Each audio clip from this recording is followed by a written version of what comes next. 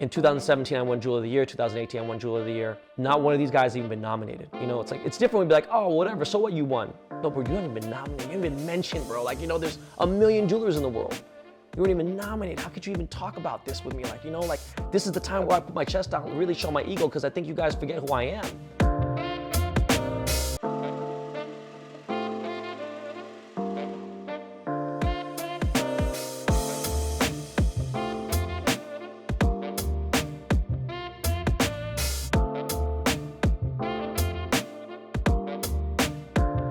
Yeah, I know doing it. 3, 2, 1, go. Yo, what's up, y'all? It's your boy Ben Baller, aka Ben Baller Did the Card. I'm here with Topps, and this is Project 70, Meet the Artist. Before Topps, before jewelry, it was the music industry. Was there a first moment for you that you felt like you could make a career out of that? I mean, you know, it goes back even deeper. It goes down to, like, you know, the early 80s when I was learning how to DJ and breakdance. And I met Ice-T at an all-ages club. That was a breakdance club called Radiotron. And I just said, man, there's got to be some way for me to get into music. It was very stereotypical what Asian Americans were doing back in the day. You weren't looking at them for music. You weren't looking at them for any sports at all whatsoever. And you weren't really seeing them in too many urban communities and stuff. So I realized that I was getting better at DJing. And I hadn't gotten so good that I started landing bigger gigs. And a couple opportunities came about. One at Denzel Washington's restaurant. I DJ'd the Black Oscar party, the Black Grammy party for Quincy Jones. Like, it was like insane, you know, like it just kept going and going. And I met Dr. Dre there. You know, he gave me his number, I gave him my number, and he called me, went to Death Row Studios, and then I knew right then and there, I was like, yo, it's over. Like, from this moment on, it's over.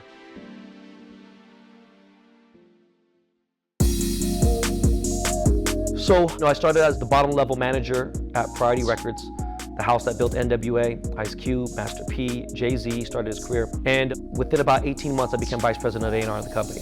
I get a call one day. This is right after I'm developing an R&B group at Pardee. We have Master P that's killing it. And we had just signed Jay-Z. I was one of the people that signed Jay-Z for his first album deal ever. I get a call from Dr. Dre, and he's like, yo, I'm about to start a record label. I'm leaving Suge, I'm leaving Death Row. I thought about it, talked to a few people I really trusted. They're like, are you crazy? This is Dr. Dre, dog. This is the great. And to this day, there's not even Kanye could say it's Dr. Dre. So I left. At the time I was at Aftermath, I started collecting sneakers. I started collecting sneakers to the level that people started noticing that I had a sneaker collection. Right before I actually retired from DJing, I started working for Nike doing marketing for them.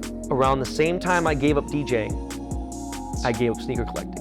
I sold my entire sneaker collection for just under $3 million. And that was the first time I became a millionaire. This was 2004. And I used that money to travel the world, try to figure out what I was gonna do next. And finally, it's funny, I landed on jewelry and I never looked back.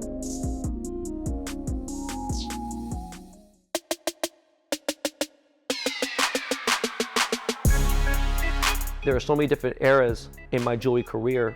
There was early things, Fat Joe, Nas, The Game, Pusha T. Those were really important things because they built the foundation that got me to the next thing, and that was LRG. My ex-best friend, Jonas, passed away. He was the dude that me and him created some of the greatest jewelry ever in history, in hip hop and culture and everything, and that took me to a whole nother level.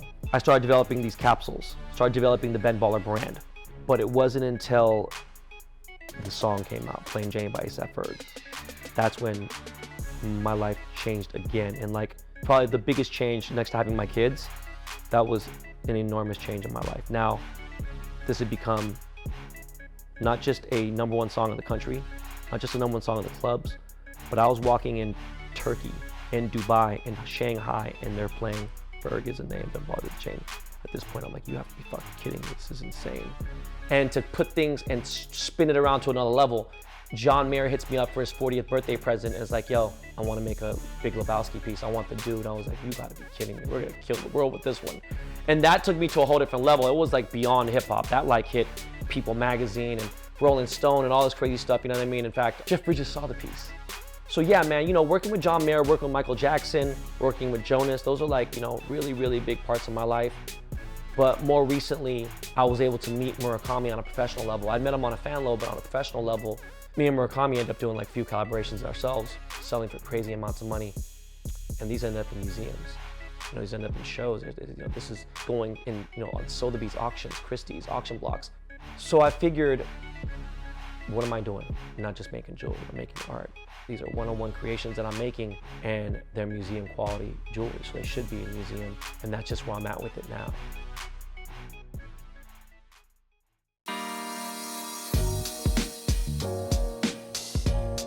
All right, so we have the one-of-one artist proof here, Ben. Talk us through what you're gonna show us. So I did a collaboration with KAWS. It's commissioned by Kid Cudi, and it was a KAWS project, the Moon Man, titled Space. And we made a one-on-one piece for Cudi, but with every piece of art, there's an artist proof. As you guys know with Topps, there's artist proof with the baseball cards, which is funny, right? But this is how it is with art. And this is a moon link chain that I'm gonna put together in a second. And this is a one-of-one link right here. This chain's never been made before. I only made this for the Kid Cudi KAWS piece. With the chain and the piece itself, there's over 20,000 diamonds in this thing. Like, it is insane. This is 100% by far my greatest masterpiece ever as a jeweler.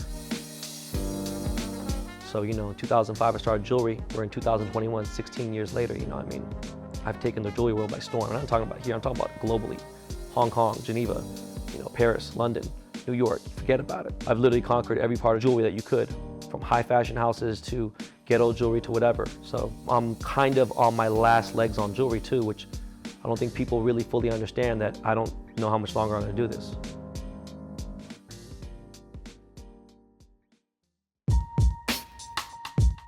Talking Topps, what's your reaction when you put on your radar that there's an opportunity? What's your first reaction? I really had zero interest in it. And that sounds terrible, but it's just the truth. And I used to collect cards when I was a kid. And it was way different back then, you know, in mid 80s, late 80s, early 80s. And I was like, all right, well, if I never collected cards, I would probably said no, because I wouldn't want to be a part of something I had no clue at all whatsoever. That was my first impression of it. You know, I'm just so glad that I ended up doing it. The funny thing was, I didn't think there's gonna be any money in this, to be honest with you. So I thought it'd be cool seeing my name on such a household sports card. To me, Topps, you know, that's the biggest baseball card. I can't think of anything else. I mean, I know there's other companies, but that's just the biggest to me. And it's been around forever, right? For 70 years. So, you know, when I think about my name and my logo going on these cards, that right there already drew me in.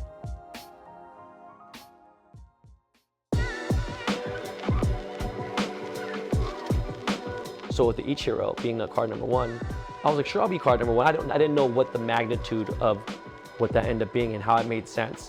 And I thought that there was a certain amount for sale and they sold out. So I remember going on Twitter and saying something right around the Frank Thomas card, after the Frank Thomas card dropped, and I was like, I had one of the dopest selling cards, you know, blah, blah, blah, whatever. And I was talking shit. I wasn't like really being very serious. And I remember a few people were like, yo, what are you talking about? You're like the 5th or 6th highest selling artist. And I was like, what are you talking about? Bro, my car's sold out. And they're like, damn, bro, you don't know what you're talking about. You should just maybe humble yourself. And I was like, well, dog, my name's Ben Baller, not Ben Humble. You know, like, what are you talking about? And then Blake Jameson chimed in. Yo, bro, you should just like, you know, be more chill and, you know, do this, this, and this. And I was like, okay, so what are you trying to say? You're saying that it's how many cards you could sell in 48 hours? And they're like, yeah. And I'm like, you think my followers are here just because it's a joke? Like, let me show you what time it is. And I knew at that point what I needed to do.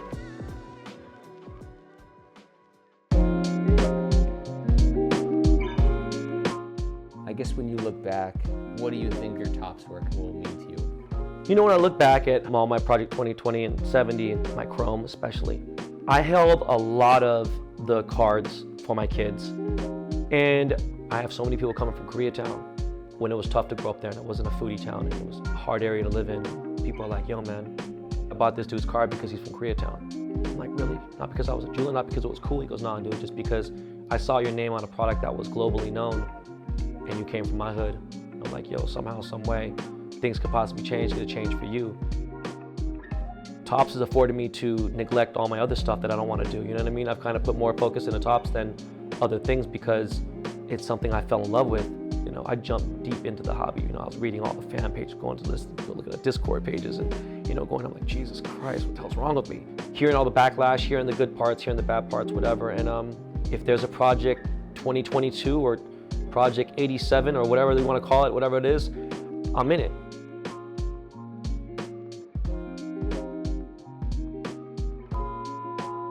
Hanoi, hit me up. I don't do pearls, dog. I don't do mom's jewelry. You know what I mean? I do, you know, grandma's jewelry. I do fine jewelry.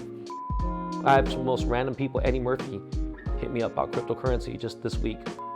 I don't know. I hope Topps feels the same way about how I feel about them, you know? I am Brittney Palmer. It's King Saladin. This is Gregory Siff. And I'm here with my homies from Topps. And this is Project70. Project70. Project70. Meet the artist. Meet the artist. I don't need a wave. Stay in school.